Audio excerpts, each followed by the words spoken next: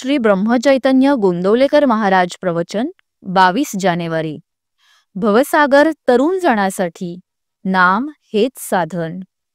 नाम हे स्वतः सिद्ध आहे, म्हणूनच ते अत्यंत उपाधिरहित आहे। नाम घेताना आपण पुष्कळदा त्याच्या मागे उपाधी लावतो। उदाहरणार्थ, आपण ऐहिक सुखाच्या प्राप्तीकरिता नाम घेतो किंवा मी नाम घेतो ही अहंकाराची भावना बाळगतो। या उपाधीमुळे आपल्या प्रगतीला बरेच अडथळे येतात। म्हणून नामाकरिताच नामस्मरण करावे आणि तेही सद्गुरूच आपल्याकडून करवून घेतात या भावनेने करावे। त्या योगाने अहंकार नष्ट होऊन शरणागती येईल।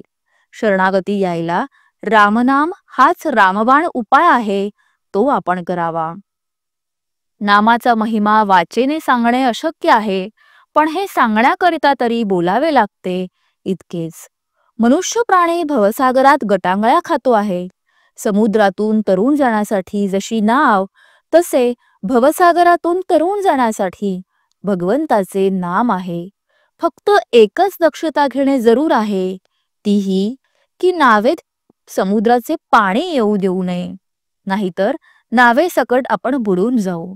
त्याप्रमाणे संसाररूपी समुद्राचे पाणी नामरूपी नावेत येऊ देऊ नये, म्हणजे कोणत्याही प्रापंचिक अडचणीमुळे नामात व्यत्यय येऊ देऊ नये। तसेच नामाचा उपयोग संसारातल्या अडचणी दूर होण्याकरिता व्हावा, ही बुद्धी न ठेवता नामाकरिताच नाम घ्यावे, म्हणजे नावेत पाणी न शिरता सुखरूपपणे पैल तीराला म्हणजे भगवंतापर्यंत पोहोचता येते। कोणतीही गोष्ट अभ्यासानेच साध्य होत असते। देह केव्हा जाईल याचा नेम नाही, मग म्हणून म्हातारपणी नामस्मरण करू असे म्हणू नये। अगदी उद्यापासून नामस्मरण करू म्हटले तर उद्याची तरी खात्री आहे का? आयुष्य क्षणभंगूर आहे ही खात्री प्रत्येकाला आहे, म्हणून तर प्रत्येक जण आयुष्याचा विमा उतरवतो। लग्नाला आलेल्या पाहुण्याला लग्न कसे पार पडेल याची काळजी नसते, पण घरातल्या माणसाला फार काळजी वाटते।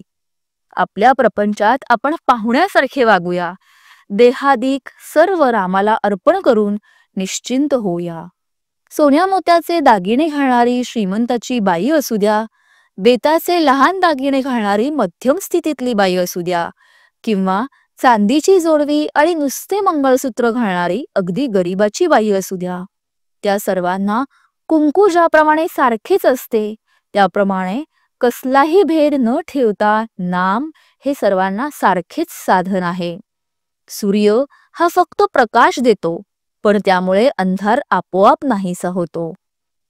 तसेच नाम हे भगवंताचे प्रेम वाढवते, मग आपले दोष आपोआपच नाहीसे होतात।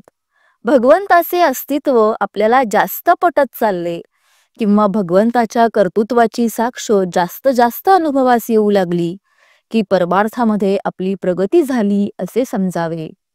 बोधवाक्य: जगण्याकरता श्वास घेणे जसे मनुष्यास जरुरीचे आहे, तसेच भगवंताच्या भेटीसाठी प्रत्येक श्वासाबरोबर नाम घेणे अगत्याचे आहे।